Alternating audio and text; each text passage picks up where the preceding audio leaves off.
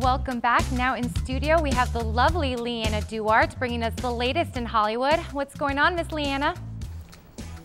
Hey there, Metro. I'm LeeAnna Duarte, and I'm here to bring you the latest juicy gossip from the Mile High to the streets of Hollywood.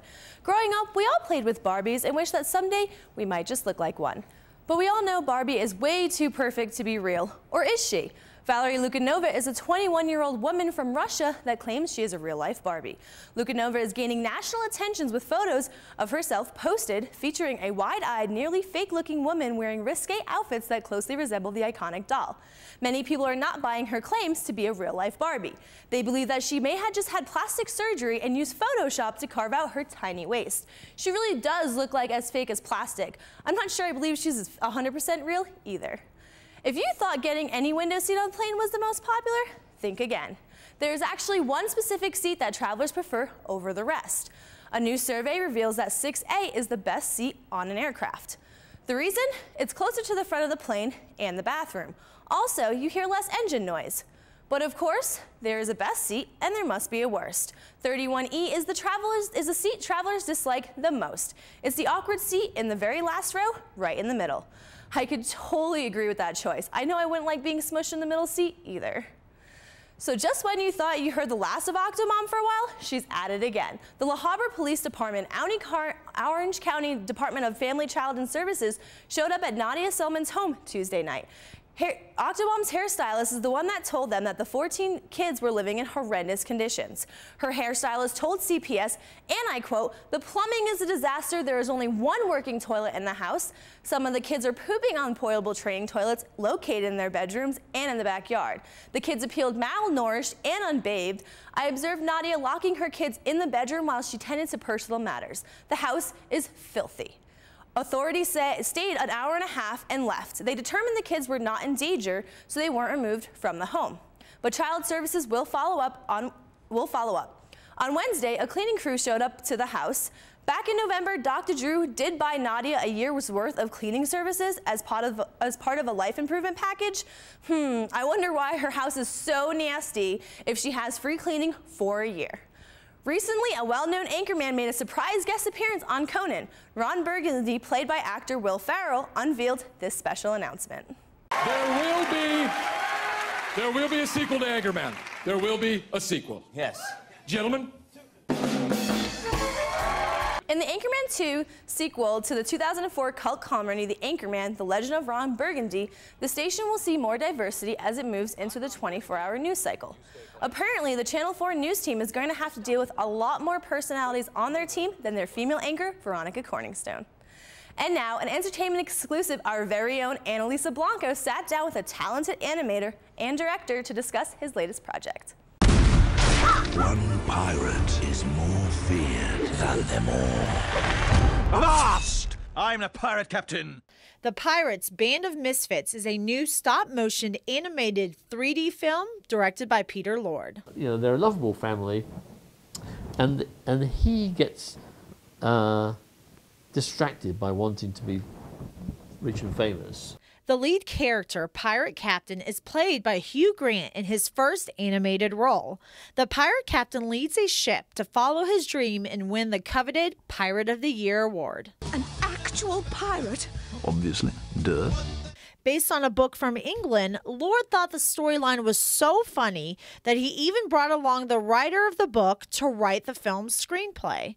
And I thought, wow, if you could put that on the screen, that would be a great achievement. Check out this witty animation in theaters April 27th. For the Met Report, I'm Annalisa Blanco.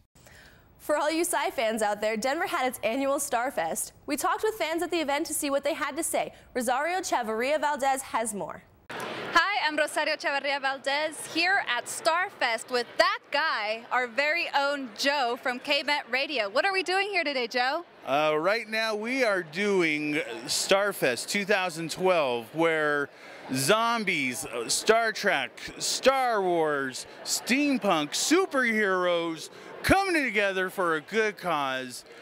Oh my gosh, I'm getting my geek on right now.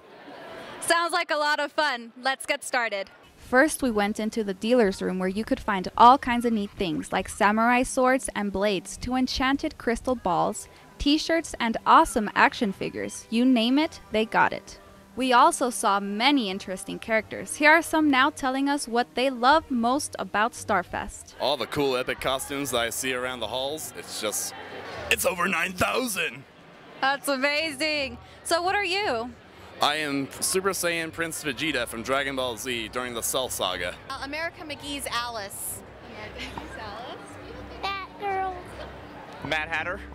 And the sort of makes Doctor Who. So tell us, is this your first time you come to Starfest? No. How many times? This is our 9th. What do you like most about Starfest? What do you like most? Joe from KMET got several interviews, one of them being David Prowse, the original guy in the Darth Vader costume. To hear the interviews, tune into That Guy's Show on kmetradio.org. Well, I am signing off here from Starfest. Back to you guys on desk. See ya! Oh, hold on, but I'm not Princess Leia, I promise! Oh no! Looks like Rosario had a lot of fun and definitely a lot going on in Hollywood this week, and I guess a lot of people will know what seat to pick. 6A, I would have never guessed that. But yeah, I can attest to that. I was in row 6 on a recent flight, and it was very comfy. That's awesome. And when we come back, Jack Bingham joins us at the desk for Met Reports Sports. Back in a moment. All night long and do it all again so I can find my way back home. The sun seems to shine a little less since you've been gone. You were the one I wanted. Don't stray, don't ever go away. I'll just smile and everyone will wanna go with it. Oh.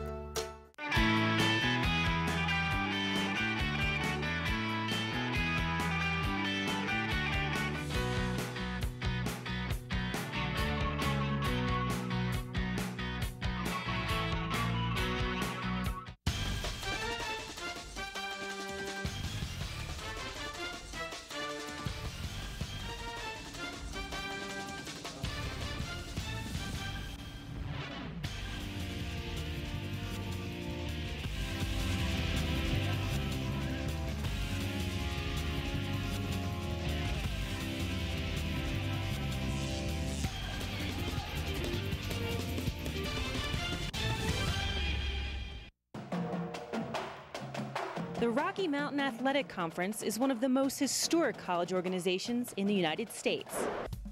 Founded in 1909, the RMAC has a membership of 14 colleges and universities, making it one of the largest conferences in the country. The RMAC is also one of the most successful. During the past decade, more than 30 RMAC teams have won national championships. The Rocky Mountain Athletic Conference, continuing the tradition of excellence. Welcome back, and now joining us at the desk for Met Report Sports is Jack Bingham. Jack, what's going on with Metro Sports? Well, we're coming to the end of the school year, so we have conference tournaments and NCAA tournaments, and so we'll get you all caught up. Sounds good.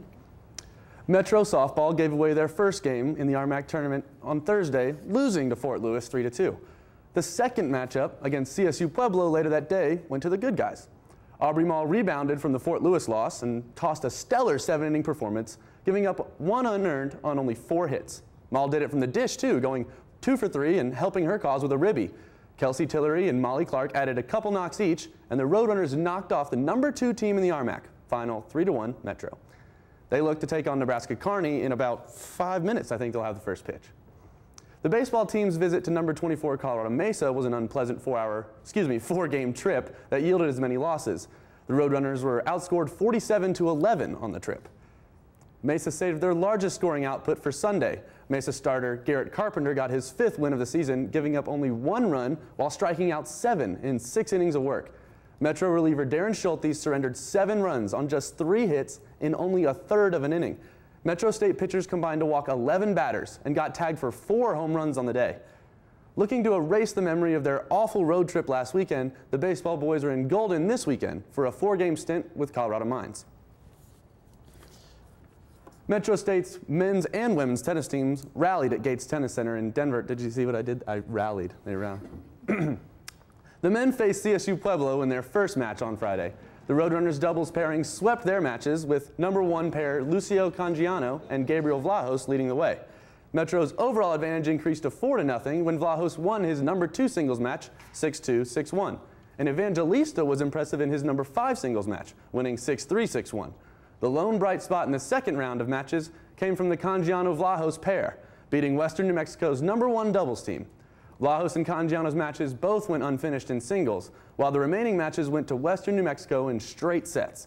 The 5-1 loss earned Metro a spot in the third-place matchup with Montana State Billings.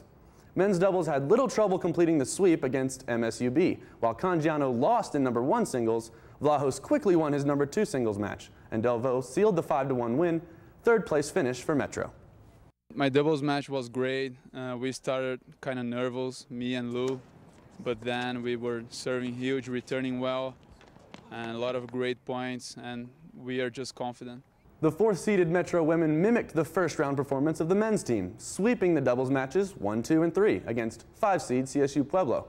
Alicia Holm and Nadia Kamis, Metro's #1 doubles pair, each won their respective singles matches, giving the Roadrunners the 5-0 victory. The 3 other singles matches were all headed in favor of Metro before they were called. In the second matchup against Nebraska Kearney, Metro had leads in both #1 and #2 doubles before the UNK pairs rallied to win. Following doubles being swept, Holm lost #1 singles, but Nicole Herman got a win at #4 singles, avoiding being shut out. We've all been working hard, and Coach wanted us to come out really strong, and I think everybody did this afternoon. Following the RMAC tournament last weekend, Metro's men's tennis team was selected for the 10th NCAA tournament appearance in school history. The recognition didn't stop there, as 12 Roadrunners received RMAC All-Conference Team honors. Most notably, Lucio Cangiano and Alicia Holm received all RMAC first-team selections. So we're all proud, of our seniors going out and, the juniors winning awards, and we're happy for Metro Sports. Looking forward to the RMAC tournament, too. Absolutely. NCAA tournament, excuse me. I'm sad to see the season end, but, I think I'm going to catch the softball game when we get out of here. We'll have to head out of here. You can go straight to the field. Sounds good. Thanks, Jack. Well, that's going to do it for us. For LeeAnna Duarte, Jack Bingham, Paula Ruelas, and our whole Met Report staff, tune in next week as a few of us say goodbye. I'm Anthony Kustura. We'll see you on campus. Thanks, everybody. 'Cause there are things that